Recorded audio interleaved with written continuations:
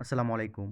নবম শ্রেণীর প্রিয় শিক্ষার্থীবৃন্দ, তোমাদের যাদের ডিজিটাল প্রযুক্তি পরীক্ষা, আমি ইতিমধ্যে তোমাদের ডিজিটাল প্রযুক্তি পরীক্ষার প্রশ্ন, এমসিকিউর সমাধান, এক কথায় প্রকাশের সমাধান এবং খ বিভাগের সমাধান দিয়েছি। এই ভিডিওতে আমরা গ বিভাগ সমাধান করব এবং ঘ বিভাগ সৃজনশীল সমাধান করব। তো গ বিভাগ দৃশ্যপটবিহীন রচনামূলক প্রশ্ন। ১ নম্বর, দৈনন্দিন জীবনে ঘটা বুলিং এর ৫টি করে অভিজ্ঞতা উল্লেখ করো। উত্তর, দৈনন্দিন জীবনে ঘটা বুলিংয়ের ৫টি করে অভিজ্ঞতা নিম্নরূপ। ১ নাম্বার, কোনো সহপাঠীর বই, খাতা, কলম ইত্যাদি ক্ষতি বা ধ্বংস করা। ২ নম্বর, শ্রেণীকক্ষে অন্য সহপাঠীর খাবার ছিনিয়ে খেয়ে ফেলা। ৩ নম্বর, বিদ্যালয়ে বড় ভাই বা বোনদের দ্বারা দুর্ব্যবহার বা শারীরিক আক্রমণের শিকার হওয়া। ৪ নম্বর, সহপাঠী বা সহকর্মীর সাথে মিথ্যা কথা ছড়িয়ে দেওয়া। ৫ নম্বর, ইচ্ছাকৃতভাবে খেলাধুলা, শ্রেণীর কাজ কিংবা সামাজিক সমাবেশ থেকে কোনো সহপাঠীকে বাদ দেওয়া। ২ নম্বর প্রশ্ন, ভেরিয়েবল সংজ্ঞাসহ প্রকারভেদ ব্যাখ্যা করো। উত্তর, ভেরিয়েবল হচ্ছে কম্পিউটারের লোকেশনের নাম। পাইথনে প্রত্যেকটি ভেরিয়েবলের একটি নির্দিষ্ট ডেটা টাইপ থাকে, যা দিয়ে মেমোরি সাইজ এবং লেআউট পাওয়া যায়। সাধারণত কাজের সুবিধার জন্য মেমোরিতে ডাটা সংরক্ষণ করতে সেল এর অ্যাড্রেস ব্যবহার না করে সেলের একটা নাম দেওয়া হয় এবং এ নামের অধীনে ডাটা রাখা হয়, যাকে ভেরিয়েবল বলে। ব্যবহারের উপর ভিত্তি করে ভেরিয়েবল দুই প্রকার, যথা লোকাল ভেরিয়েবল ও global variable. Local variable, variable যখন ফাংশনের ভেতরে ডিফাইন করা হয় তখন তাকে লোকাল ভেরিয়েবল বলে। গ্লোবাল ভেরিয়েবল, ভেরিয়েবল যখন ফাংশনের বাইরে ডিফাইন করা হয় তখন তাকে গ্লোবাল ভেরিয়েবল বলে। তো তোমরা এটা এইভাবে শর্ট করে দিতে পারো, শেষের লাইনগুলো কেটে কেটে। এটা একটু বড় দেখা যাচ্ছে। ৩ নম্বর প্রশ্ন, অনলাইনে ব্যক্তিগত তথ্য সুরক্ষিত রাখার কৌশল ব্যাখ্যা করো। ৩ নং উত্তর, অনলাইনে ব্যক্তিগত তথ্য সুরক্ষিত রাখার জন্য বিভিন্ন কৌশল রয়েছে। নিচে এগুলো ব্যাখ্যা করা হলো। টু ফ্যাক্টর নিরাপত্তা, অর্থাৎ two factor authorization. Two factor authentification একটি অতিরিক্ত নিরাপত্তা স্তর প্রদান করে, যা পাসওয়ার্ড ছাড়াও একটি দ্বিতীয় ফ্যাক্টর প্রয়োজন হয়, যেমন একটি ওটিপি বা একটি নিরাপত্তা অ্যাপ। নিরাপদ পাসওয়ার্ড ব্যবহার করা, একটি শক্তিশালী পাসওয়ার্ড কমপক্ষে ১২ বছর দীর্ঘ হওয়া উচিত এবং এতে সংখ্যা, অক্ষর এবং প্রতীকগুলোর মিশ্রণ থাকতে হবে। ৩ নম্বর, অনলাইনে কেনাকাটা। অনলাইন কেনাকাটার জন্য একটি সুরক্ষিত ওয়েবসাইট ব্যবহার করা উচিত। ওয়েবসাইটটির ইউআরএল এইচটিটিপি থাকলে এটি একটি সুরক্ষিত ওয়েবসাইট। ৪ নম্বর, প্রোফাইল সেটিং পরীক্ষা করা। অনলাইনে শেয়ার করার সময় ব্যক্তিগত তথ্য যেমন ঠিকানা বা ফোন নম্বর অপরিচিতদের সাথে শেয়ার না করা। তো এখানে আমি এই যে ২ নম্বরের মধ্যে ১২ বছর বলছি, এটা ১২ বছর না দিয়ে এটা হচ্ছে ১২ অঙ্কের দীর্ঘ হওয়া উচিত, মানে ১২টা অক্ষর হওয়া উচিত। ঠিক আছে? তো এটা যদি তোমরা একটু বেশি বড় মনে হয় তাহলে একটু লাইন কমিয়ে কমিয়ে ছোটো করে আর একটু ছোটো করে দিতে পারো। তারপর ৪, অপটিক্যাল ফাইবার কেবলের সুবিধাসমূহ উল্লেখ করো। ৪ নম্বর উত্তর, অপটিক্যাল ফাইবার কেবলের সুবিধাসমূহ হলো: ১, আলোর গতিতে ডেটা স্থানান্তর করে। ২, উচ্চ ব্যান্ডউইথ সম্পন্ন। ৩, বিদ্যুৎ চৌম্বক প্রভাব বা ইএমআই মুক্ত। ৪, নির্ভুল ডেটা আদান প্রদান করে। ৫, পরিবেশের তাপ, চাপ ইত্যাদি দ্বারা প্রভাবিত হয় না। ৬, আকারে ছোট, ওজন অত্যন্ত কম ও সহজে পরিবহনযোগ্য। ৭, শক্তির ক্ষয় কম হয়। ৮, ডেটা সংরক্ষণের নিরাপত্তা ও গোপনীয়তা বেশি। ৫ নাম্বার প্রশ্ন, ই পাসপোর্ট সম্পর্কে ধারণা দাও। ৫ নং প্রশ্নের উত্তর, ই পাসপোর্ট হলো একটি বায়োমেট্রিক পাসপোর্ট যাতে একটি ইলেকট্রনিক চিপ থাকে। ইলেকট্রনিক চিপের মধ্যে বায়োমেট্রিক তথ্য সংরক্ষিত থাকে, যা পাসপোর্টধারীর পরিচয় প্রমাণের জন্য ব্যবহার করা হয়। বর্তমানে ই পাসপোর্টে যেসব বায়োমেট্রিক গ্রহণ করা হয় তা হলো ছবি, ফিঙ্গারপ্রিন্ট ও আইরিশ। ইলেকট্রনিক বর্ডার কন্ট্রোল ব্যবস্থা দ্বারা পাসপোর্ট চিপের বাইরের বায়োমেট্রিক বৈশিষ্ট্যগুলোর তুলনামূলক যাচাই করা হয়। এ পর্যন্ত ১২০টি দেশে এই পাসপোর্ট প্রত্যাবর্তন করা হয়েছে। এখন হচ্ছে সৃজনশীল প্রশ্ন। ১ নং সৃজনশীল প্রশ্ন। তো আমি এখানে প্রশ্নগুলো আর পড়ব না, আমি শুধু উত্তরগুলো পড়ে যাচ্ছি, তোমরা শুধু প্রশ্নগুলো দেখে নিও কোনটার সাথে কোনটা। এই যে ১ নং, আমি এখন ১ নং এর উত্তরটা বলছি। ১ নং প্রশ্নের উত্তর: ক, ভিডিওটি কাটছাঁট করতে রফিক নিম্নোক্ত কাজগুলো করতে পারে বলে আমি মনে করি। ১, প্রথমে ক্যামটাসিয়া সফটওয়্যারটি খুলবে। 2. তারপর ভিডিও ফাইলটি টাইমলাইনে ড্র্যাগ করবে। 3. টাইমলাইনে ভিডিওটি দেখিয়ে প্রয়োজনীয় অংশের শুরু ও শেষ চিহ্নিত করবে। 4. কাটতে চাইলে ভিডিও ক্লিপটি সিলেক্ট করে কাট অপশনটি ব্যবহার করবে। 5. অতঃপর মিউজিক ট্র্যাক যোগ করতে প্রথমে ইম্পোর্ট মিডিয়া অপশন দিয়ে মিউজিক ফাইলটি ইম্পোর্ট করবে। 6.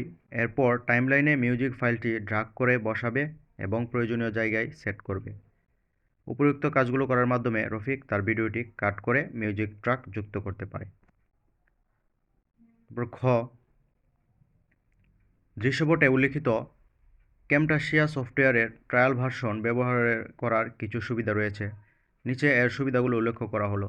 এটি সম্পাদনা করার প্রাথমিক দক্ষতা অর্জনে সহায়তা করে এবং ব্যবহারকারীকে সফটওয়্যারের ফিচারগুলো ব্যবহার করার অভিজ্ঞতা দেয়। প্রতিটি জিনিসেরই কিছু সুবিধা ও অসুবিধা বিদ্যমান। নিচে ক্যামটাসিয়া কিছু অসুবিধা উল্লেখ করা হলো। এটি সাধারণত সীমিত সময়ের জন্য উপলব্ধ হয় এবং সময়সীমা পার হলে এটি ক্রয় করতে হয়।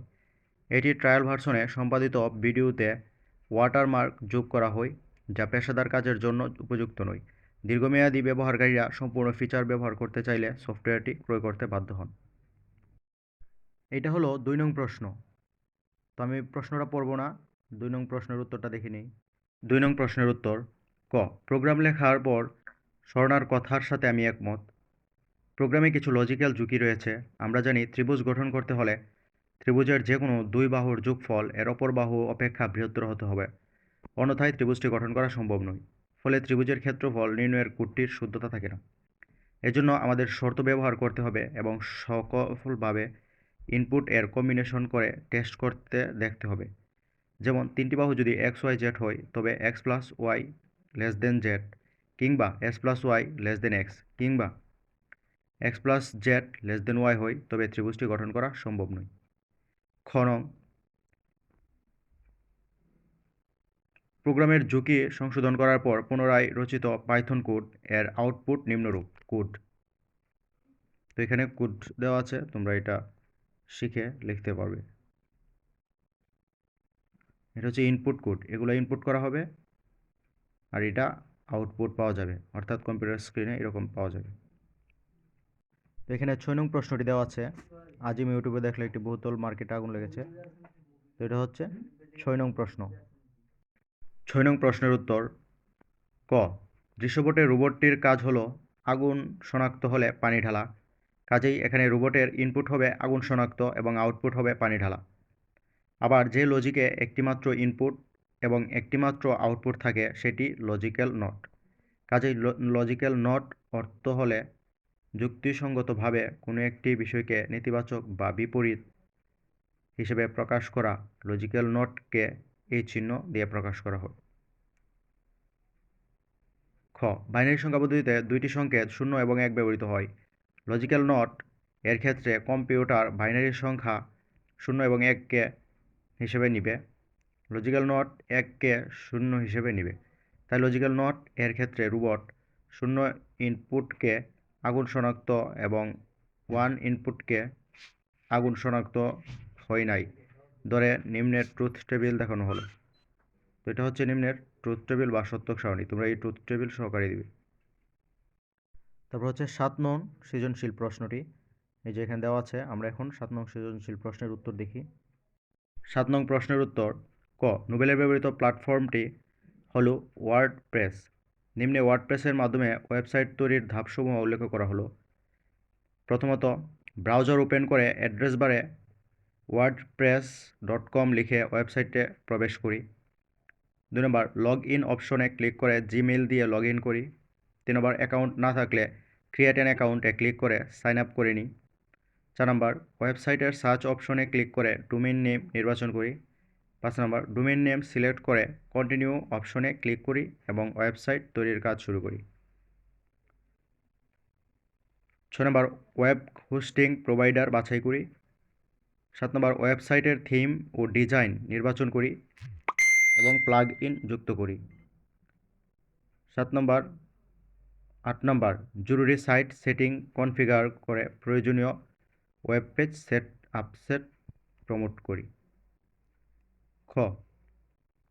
প্রযুক্তির কল্যাণে বর্তমান ঘরে বসেই অর্থ উপার্জন করা সম্ভব। শুধু দেশের মধ্যেই নয়, বরং ঘরে বসে বিদেশের যে কোনো কাজ করা সম্ভব হচ্ছে এই প্রযুক্তির কল্যাণে। আউটসোর্সিং হলো এমন একটি ব্যবসায়িক কৌশল যেখানে প্রতিষ্ঠানগুলো তাদের কিছু নির্দিষ্ট কাজ বা পরিষেবা বহিরাগতদের কাছে প্রদান করে। বর্তমানে এই আউটসোর্সিং এর কল্যাণে বেকার যুব সমাজ এখন সচ্ছল হচ্ছে। বর্তমানে বিশ্বে প্রচুর ওয়েবসাইট তৈরি করা হয়। ঘরে বসে এসব ওয়েবসাইট তৈরি করছে অনেকে। এতে করে তারা যেমন নিজেদের বেকারত্ব দূর করে অর্থ উপার্জনের পথ খুঁজে পেয়েছে, ঠিক তেমনি অন্যান্য বেকার যুবকদের কর্মসংস্থানের পাশাপাশি বৈদেশিক মুদ্রা অর্জনের মাধ্যমে দেশের জিডিপি বৃদ্ধিতে ভূমিকা রাখতে পারছে। বর্তমানে ওয়েবসাইট তৈরিতে ব্যবহৃত হচ্ছে ওয়ার্ডপ্রেস নামক ওপেন সোর্স প্ল্যাটফর্ম। কারণ ওয়ার্ডপ্রেস ব্যবহার করা খুব সহজ এবং কোডিং দক্ষতা ছাড়াও খুব সহজেই ওয়েবসাইট তৈরি করা সম্ভব। তাছাড়া ওয়ার্ডপ্রেস নিরাপদ ও সিইও বান্ধব হওয়ায় ওয়েবসাইট তৈরির ক্ষেত্রে এবং আউটসোর্সিংয়ে এটির ভূমিকা দিন দিন বৃদ্ধি পাচ্ছে। তো প্রিয় শিক্ষার্থীরা, আমরা তোমাদের জন্য এক এক করে ডিজিটাল প্রযুক্তির সবগুলো প্রশ্নের উত্তর দিয়েছি। তো পরবর্তীতে যেই পরীক্ষাগুলো বাকি আছে সেই পরীক্ষাগুলোর প্রশ্ন এবং সমাধান পেতে আমাদের চ্যানেলটিকে সাবস্ক্রাইব করে রাখো এবং লাইক কমেন্ট শেয়ার করে বন্ধুদের কাছে ছড়িয়ে দাও। এবং প্রিয় শিক্ষার্থীরা, আমরা কিন্তু তোমাদের এই পরীক্ষা নিয়েই আমরা শেষ করে দিব না। আমরা কিন্তু তোমাদের দশম শ্রেণীর যেই বই আছে সেই বইয়ের সমাধান করাবো, অর্থাৎ দশম শ্রেণীর বইগুলোর ক্লাস করাবো। গণিত এবং ইংরেজি এবং সবগুলো বই আমরা ক্লাস ছাড়বো নিয়মিত। তোমরা আমাদের এখান থেকে সুন্দর করে ক্লাস করতে পারবে। না বুঝলে আমাদের কন্ট্যাক্ট নাম্বারেও ফোন করতে পারবে। আশা করি আমাদের এখানে ক্লাস করলে তোমাদের এমনিতে প্রাইভেট পড়ার বেশি একটা প্রয়োজন হবে না। তো ধন্যবাদ সকলকে।